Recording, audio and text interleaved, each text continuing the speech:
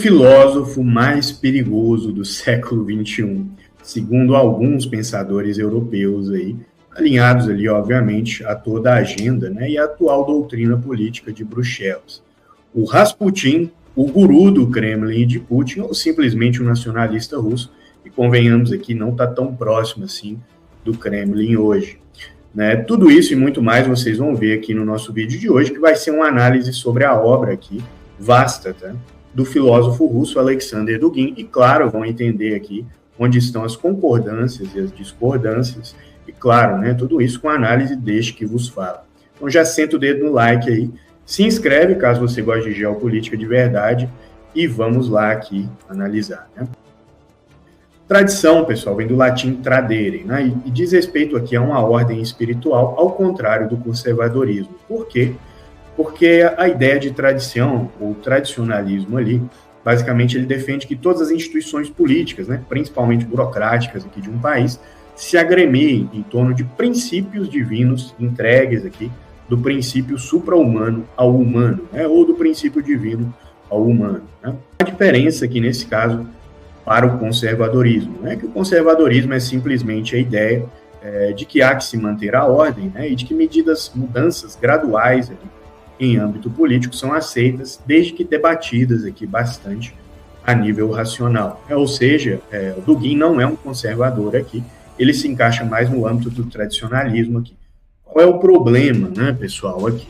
É que o método de produção tradicional, né, e a técnica tradicional aqui, cada povo vai desenvolver aí, né, métodos de produção e economias tradicionais de acordo, claro, com suas próprias religiões, culturas e outros viés antropológicos, se provaram aqui historicamente ineficientes, em específico, tá, pessoal, no âmbito da guerra, né? Porque o modelo de produção ali industrial, né, pós-revolução industrial, pós-liberalismo, capitalismo e também o socialismo aqui, se provou mais sustentável aí para sustentar um esforço guerreiro, né, um esforço bélico aqui.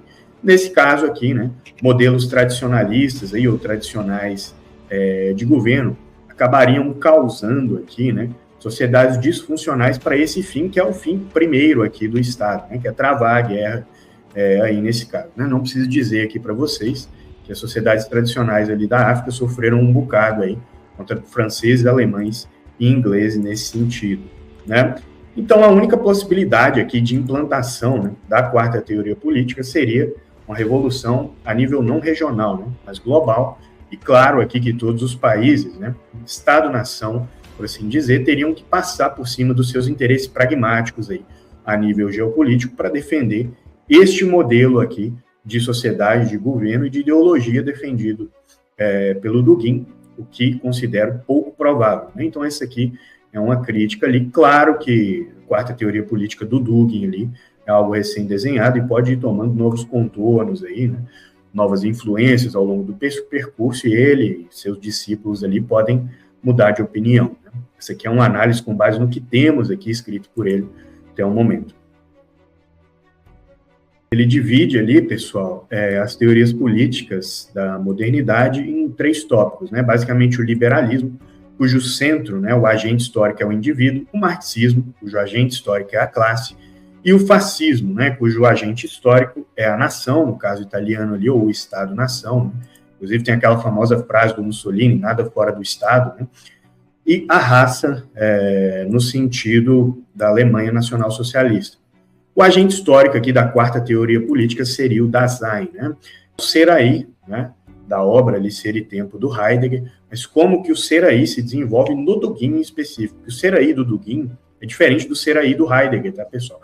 E isso aqui parece que é muito difícil compreender aqui, para quem não estudou a fundo a obra dele, não conhece ali grandes influências dele, né, como o René Guénon, né, dentre outros pensadores ali, o próprio Fridtjof Schuon, e por aí vai. Né? O Dasein, o ser aí no Dugin, é determinado pela cultura, por aspectos históricos, antropológicos e pela tradição. Mas a tradição aqui, entendida não em âmbito cultural, tá, pessoal, mas nesse aspecto espiritual, mais profundo aqui do termo tradição, esboçado aqui no primeiro bloco, né?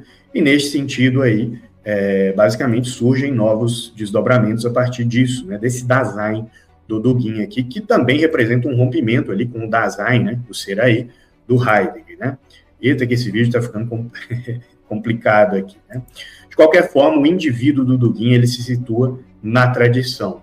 E a situação histórica, cultural, antropológica, civilizacional dele, vem enquanto inserido nessa cultura sacralizada, né? Nesse sentido aqui. Uma breve crítica aqui, né? Vocês sabem que sou adepto ali de grande parte do pensamento do Norberto Bobbio, né? E como Bobbio define esquerda e direita. Basicamente, para ele, esquerda é igualdade, né? Com mais a esquerda, mais defensor aqui da igualdade, estando ali os anarquistas, né? Na extrema esquerda, por defenderem aqui a igualdade não apenas enquanto norte, né? Mas num sentido mais absoluto. E direita, para ele, é hierarquia, né? Via de regra, com mais hierárquica ali uma ideologia, mais a direita ela está com mais igualitária, mais a esquerda. Já o fascismo aqui, e a terceira teoria política, né, é uma espécie de supremacismo nacionalista. Né? Dá para ser nacionalista à esquerda e à direita, tá, pessoal? Mas o fascismo, ele é um supremacismo nacionalista porque ele defende a igualdade no âmbito nacional, mas o supremacia aqui, neste sentido, tá, para fora, né? Seja baseado em postulados de raça, como no caso da Alemanha, seja baseado em postulados históricos ou civilizacionais, como o caso ali, né, da Itália, no novo homem italiano, misturado ali, né, com a ideia da herança romana, dentre outras questões, e por aí vai.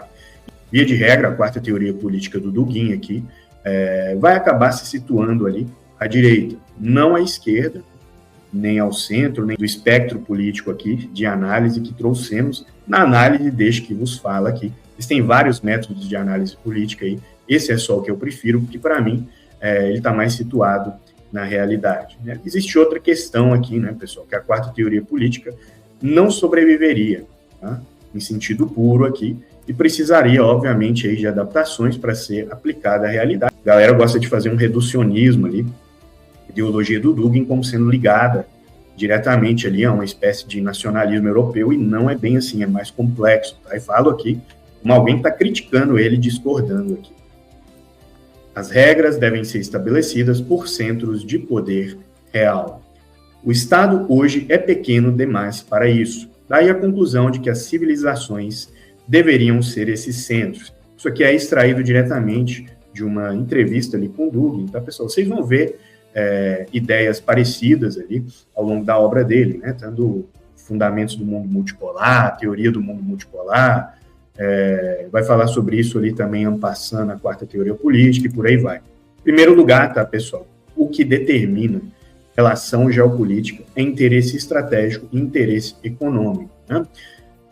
Nesse caso aqui, né, nações não se relacionam por afinidade civilizacional, e esse aqui, eu diria que é o calcanhar de Aquiles aqui, do pensamento do Dugin, para quem o vê como geopolítico, né? Eu não o vejo aqui, vejo mais como um filósofo político russo ali, e questão que o vale. Mas é importante frisar aqui que essa influência, né, ou essa corrente de pensamento, ela não nasce no Dugin.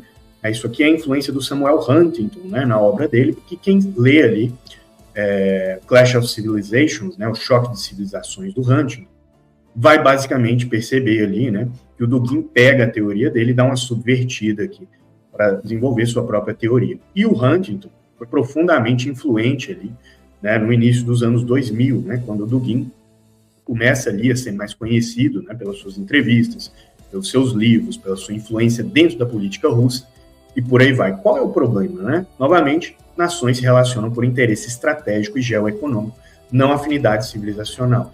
Por exemplo, a afinidade civilizacional dos Estados Unidos e a Arábia Saudita, ou os Emirados Árabes Unidos, o Oman, é nula, né, pessoal? E mesmo assim, esses países são aliados ali dos estadunidenses desde sempre, né? Lembra aqui que, nesse momento, existe uma guerra civil no Sudão. Neste caso aí, né, o exército sudanês é apoiado por Rússia, Turquia, Arábia Saudita e Irã juntos, né, enquanto do outro lado nós temos ali as forças de apoio rápido, né, famigeradas RSF, apoiadas nesse sentido por quem? Emirados Árabes Unidos, França e Reino Unido, né? Ou seja, não existe afinidade civilizacional aqui, né? Afinidade civilizacional, na verdade, é algo que vale em geopolítica, na construção de soft power, né? Não preciso falar aqui do gigantesco soft power estadunidense, né? mas de qualquer modo aqui não vale para pensamento estratégico puro, mais pragmático, e esse aqui é de longe, tá? Mas de longe o ponto mais sensível na filosofia política do Dugin. Dugin é fascista? Acredito que não, tá, pessoal? Quando a gente analisa ali a quarta teoria política, né, ele atenta diretamente com a definição de fascismo que eu dei aqui anteriormente, né, porque não tem como você defender que nações se autodeterminem ali de acordo com a tradição, um Dasein próprio, e no mesmo sentido ser supremacista aqui, né, em relação a essas próprias nações, né, seria uma contradição aparente. Enfim, para quem quer entender mais aqui nesse caso sobre a teoria geopolítica do Dugin, né, e por que eu a considero defasada e ineficiente, vou indicar aqui para vocês, tá, uma entrevista dele, né, um debate, na verdade, com o professor John G. Mearsheimer, esse sim que me influencia bastante. Curta, compartilha, se inscreve, se torna membro aqui para ter acesso à nossa escola de guerra, deixe seu feedback aqui. Quero fazer pelo menos um vídeo desse por semana, se, claro, pegar muito engajamento, pegar muito view, etc., porque sou um escravo do algoritmo, como todos vocês. Deixe sua opinião aqui abaixo, se concorda, se discorda, etc., e vamos lá, né? E sim, pessoal, dá para discordar de um pensador sem partir para ad hominem, para rótulos, né, para xingamento, para briga e essas coisas, e, enfim, novamente, discordem, mas discordem com respeito. Forte abraço e até a próxima.